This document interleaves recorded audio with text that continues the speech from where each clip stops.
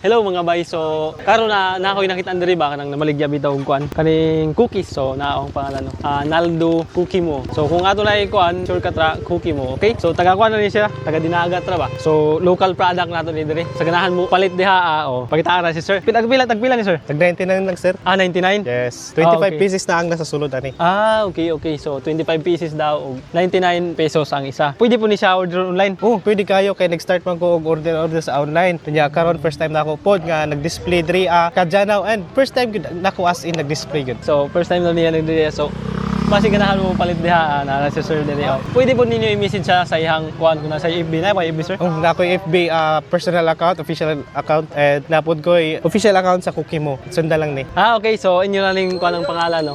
Cookie Mo. So inyo na search sa Facebook, makita niyo na. And na-notice ninyo nga na QR code siya.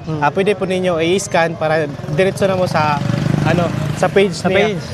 Okay. So, i-scan na ninyo guys. So nice kayo, di ba? So, pwede na ninyo i-scan o tag 99 na sa ganahan mo palit. Actually, na may pretty si sir. So, natilawan na ako. Lami siya. So, pang cookies doon ang iyang lasa. Di ba? Nice. Saya, kung pagkaon ni mo na is-kuan siya ba? Murag, pag mabuwak na sa imong ma-taste ni mo itong tamis na mura siya. Basta, tilawin na lang ninyo. Di ba? So, na sir, di pakita ninyo kung gusto ninyo palit. Hello. So, ala na mga bay.